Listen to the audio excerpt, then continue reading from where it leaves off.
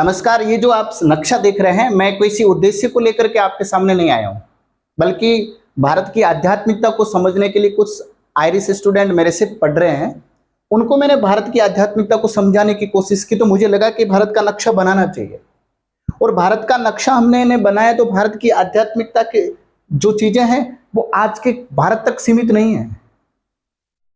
आप और हम सब सोचते हैं कि आज का जो भारत है वो हमारी आध्यात्मिक चेतना का प्रतीक सशक्त रूप में हमारे सामने है, लेकिन क्या भारत की सांस्कृतिक जीवन शैली आज के भारत के नक्शे तक सीमित है?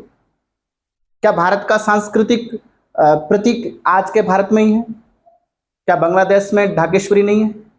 क्या पाकिस्तान के अंदर हिंगलाज माता का मंदिर नहीं है? क्या पाकिस्तान में सिंधु नदी नहीं बहती, जो हमारी सिंध देश के लिए बहुत प्रतीक बनकर के सामने उभरी? क्या गांधारी अफगानिस्तान में रहने वाली नहीं थी? नेपाल, आप तिब्बत के अंदर बौद्ध भिक्षु का हमारे काम करते, उस पर बात नहीं करेंगे? क्या भारत की आध्यात्मिक चेतना इतने से सिमट के रह जाएगी? आप और हम सब इस पर विचार नहीं करते हैं। आप और हम कुछ भी गलती हो तो सरकार पर डाल देते हैं, छोड़ देते हैं। आपका क्या कर्तव्य, आपकी क्या ड्यूटी है, मेरा इस नेशन के प्रति, देश के प्रति क्या समर्पण है, इस पर हम विचार करना बंद कर चुका है।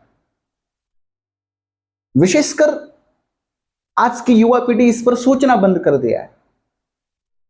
मैं जब पढ़ा रहा था मुझे लगा कि मेरा कोई वीडियो बना करके आपको ज्ञान देने की कोशिश नहीं है, बल्कि मैं सोच रहा हूं कि बना ही दो, जब इतना सारी चीजें तो क्यों मिटाऊं। 15 अगस्त के दिन हम स्वतंत्र दिवस मनाएंगे, लेकिन क्या आप कभी सोचेंगे कि भारत इतना हिस्सा था? हमारी सांस्कृतिक विविधता केवल आज के भारत तक सीमित थी? थोड़ा सा सोचिए, विचार कीजिए। सर क्या फर्क पड़ जाएगा, आज भारत है, वो तो प्रधानमंत्री जाने, प्रधानमंत्री अच्छा हो तो हो जाएगा। आपका मेरी क्या ड्यूटी है? क्या समाज के अंदर वो वैल्यूज आज बचे हुए हैं जो आप चाहते हैं? नहीं ना। मेरी क्या ड्यूटी है इस नेशन के प्रति? क्या इस देश की आध्यात्मिक सांस्कृतिक चेतना को मैं जानता हूं या जानती हूं?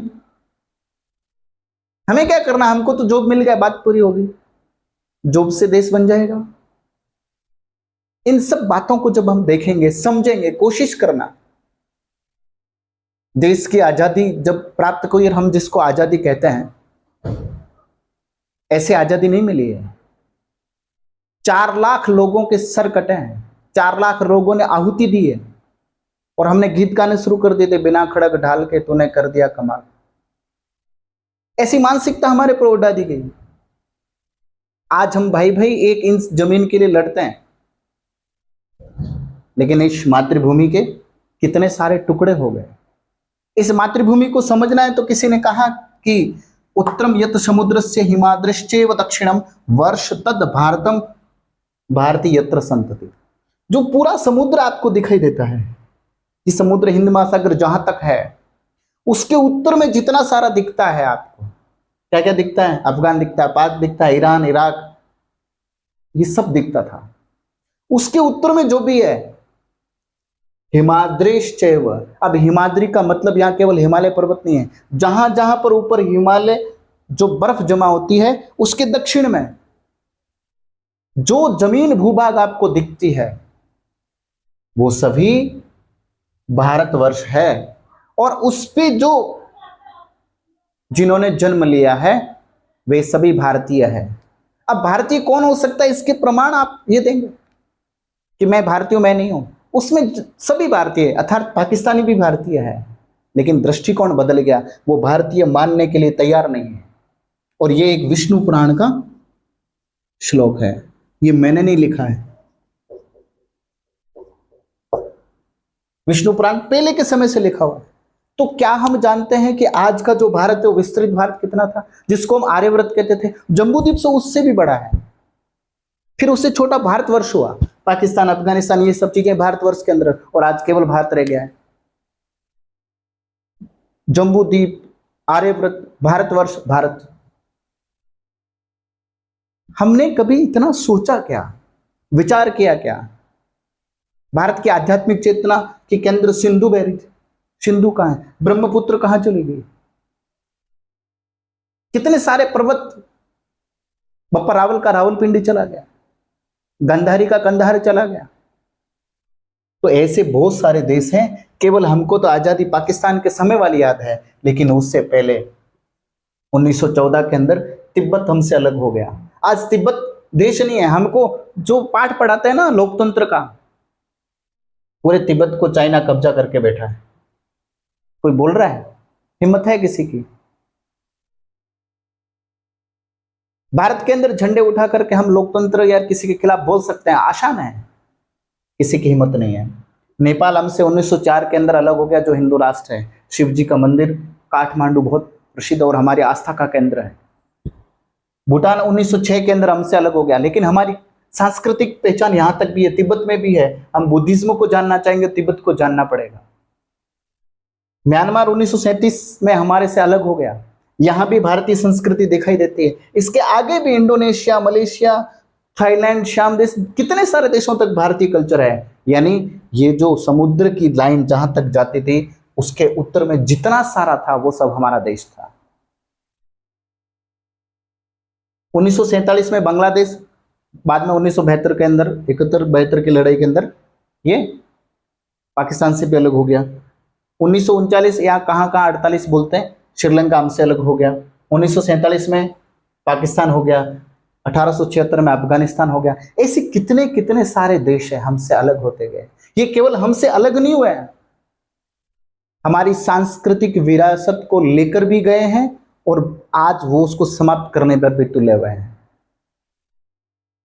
हमने कभी सोचा ही नहीं, क्योंकि क्या कहा है, रत्नाकरा द्योतपदम, भारत ऐसा स्थान है जिसके चरणों को रत्नाकर यानी सागर धोता है। हिमालय किरीटिनी, जिसके किरीट यानी मुकुट हिमालय है।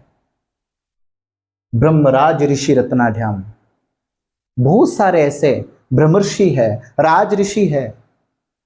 ब्रह्म ऋषि, राज ऋषि रूपी रतन यहां पर ढोए जाते हैं, बनाए जाते हैं। वंदे भारत मातरम, ऐसे भारत की मैं वंदना करता हूं। ये वीडियो इसलिए नहीं है कि आप और हम आज क्या सोच रहे हैं, ये वीडियो उन पीढ़ी के लिए जो स्वयं को जैन जी मानती है। जैन जी हल्ला करने से नहीं होगा, जैन जी चिल्लाने से जैन जी नहीं बनेंगे। जैन जी को भारत की सांस्कृतिक विरासत को समझना पड़ेगा, भारत के सांस्कृतिक गौरव को समझना पड़ेगा। आप नहीं समझेंगे तो बहुत सारे चीज, ये पीओके मैंने लिखा है, पाकिस्तान कुछ चीजें यहां करके बैठा है, या अक्षय चीन 1962 के अंदर कब्जा करके बैठा है। हमें क्या मतलब है? हमें मतलब नहीं है, हमें सबसे मतलब है। लेकिन हमें इतना सा मतलब है, इन सब को, विरासतों को, इन सब सांस्कृतिक धरोहरों को कौन कौन से हमसे अलग होगा इसको याद रखना पड़ेगा और पीढ़ी दर पीढ़ी याद दिलाना पड़ेगा। नहीं दिलाए तो आपकी मानसिकताएं संकुचित होती जाएगी, और संकुचित मानसिकताएं फिर डफली बजा करके आज देश में दिख रहे हैं वैसे दिखने लग जाएंगे। नहीं करना है ऐसा। भारत का जैन जी भारत की सांस्कृतिक एकता के साथ खड़ा है, रहेगा, लेकिन सांस्कृतिक जीवन मूल्य, सांस्कृतिक भारत को भी समझना पड़ेगा। ऋषि मुनियों की परंपरा को समझना पड़ेगा, भारत की शैक्षणिक परंपरा को समझना पड़ेगा। हम केवल सरकारों पर तीसरी डाल करके तीसरी नहीं कर सकते, क्योंकि सरकार में भी तो हम ही लोग भेजते हैं ना। केवल सत्ता से मत करना परिवर्तन की आस, जागृत जनता के केंद्रों से होगा अमर इतिहास। जनता भारत की संस्कृति के प्रति जान लेगी, भारत के अखंड नक्शे के प्रति जान लेगी, तो सभी समस्याओं का समाप्त हो जाएगी। और भारत एक सांस्कृतिक राष्ट्र है, था, रहेगा। राष्ट्र की अवधारणा इस संस्कृति से है। आप और हम सब भारत की सांस्कृतिक सीमाओं को जाने। ये नक्शा मेरे से बन गया होगा, जैसा मैं इतना ही बनाना जानता हूं, उसको पढ़ना होगा। भारत के गौरव, भारत के महापुरुषों को पढ़ना पड़ेगा। तो मैं मानता हूं कि आने वाला 14 अगस्त 15 अगस्त के आसपास हम पूरे भारत की, जो अखंड भारत की कल्पना है, उसको ठीक से साकार कर पाएंगे। वीडियो कैसा लगा? अगर आपने इस पर कमेंट और किया तो मैं इस प्रकार के और वीडियो भी बनाऊंगा। शेयर कीजिएगा। जय सिया राम।